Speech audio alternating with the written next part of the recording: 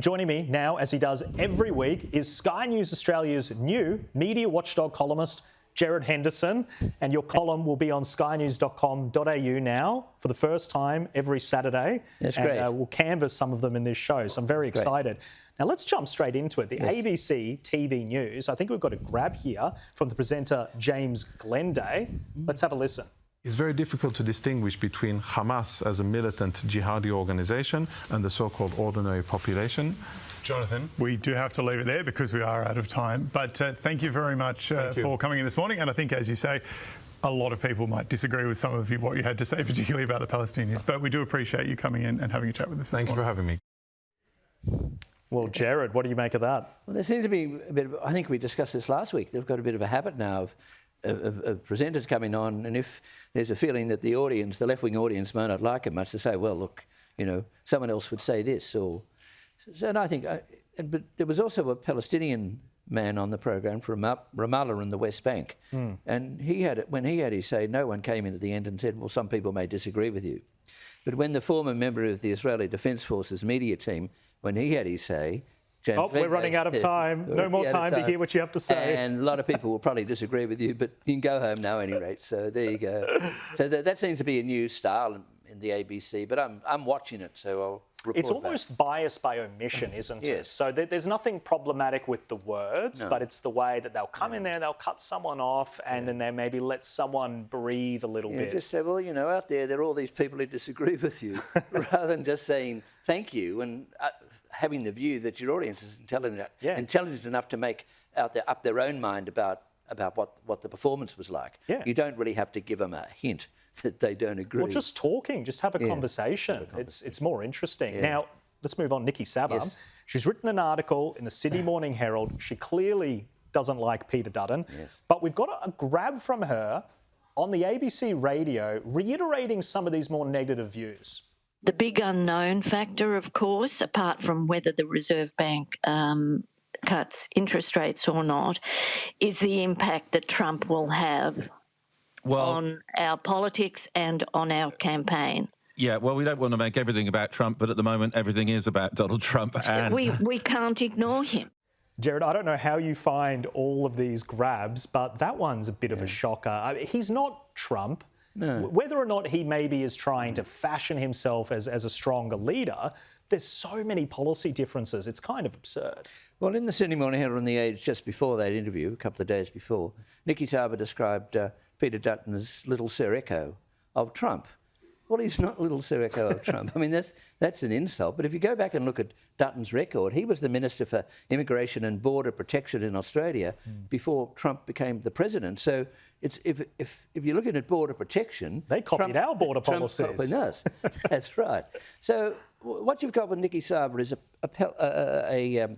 a Dutton antagonist, and she can't stop. So in the subsequent interview on the ABC radio, which followed up the other one, again, she's saying the election's all about Trump and Trump's going to be the issue. But we know the election's essentially about cost of living and who people want to be the government.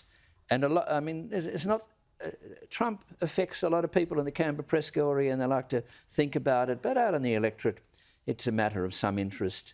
But the idea that somehow Trump's the issue, and because Dutton's following Trump, it helps Prime Minister Albanese. I mean, that's just wish fulfilment, and it's kind of unprofessional comment, really. Yeah, I think it's lacking insight as well, because there are a lot of times when America is more conservative than Australia. Yes. Border policy is not one. And if you look at our parties here, both Labor and the Coalition are aligned. Boat comes here, you turn it back. That would be unheard of in America. We're different cultures. We're different places. That's right. I mean, as I understand it, in the Biden administration, in 4 years, something like 10 million people came across the border unlawfully. Now, sure, there was opposition to that, but there was also acceptance. In Australia, we get upset with 2 or 3 boats coming to Western Australia. So the idea that somehow Trump's going to be the issue in this campaign is just fanciful in my view. But well, it's going to be a fun campaign anyway. We've got Sally Sara from ABC RN Breakfast, and she's maybe saying something that's not quite true. Let's have a listen. There was a disappointing result for the Greens in the Victorian by-elections at the weekend, particularly losing the seat of Paran to the Liberals. What's your explanation for that result? Of course, we had hoped to hold that seat at the by-election. The Greens worked hard to keep the Liberals out, but when Labor preferences the Liberals, it obviously makes that job a bit harder. But look, it was a good campaign by the team there. Now, Gerard, what do you make of that? Well, that's where Sally Sara should make an intervention at the end, because the Labor Party didn't run in Paran and it didn't preference the Liberal Party. The Greens ran against the Liberals. There were some other minders around. Now, sure, there was an independent Labor guy who gave preferences to the Liberals, but the Labor Party didn't run. So when Adam Bandt says, well, we lost Paran to the Liberals because the Labor Party preferenced the Liberals, that is just completely false. And there, at that stage, a presenter should come in and say, hang on, that's not right. And I should correct myself. It was Adam Bandt who was making the mistake, and she kind of let him sit. But how does it compare to some other guests that Sally Sara gets on? So we will do our utmost to go after Hamas, to minimise civilian casualty and get the aid to the people that need it. That's why we keep upping the game of how to get aid in. Hang on, but even the United Nations, even the United Nations, with its assessments, has expressed significant concern about hunger. So you're rejecting UN concerns of hunger and starvation in Gaza. Is that correct? Yeah, I'm rejecting information coming out of Hamas-ruled Gaza. No, that's not the question, Mr. Hyman. I'll draw you back to the UN. Mr. Hyman, I'm asking you about the UN. Okay, so I'll tell you about the UN in Gaza.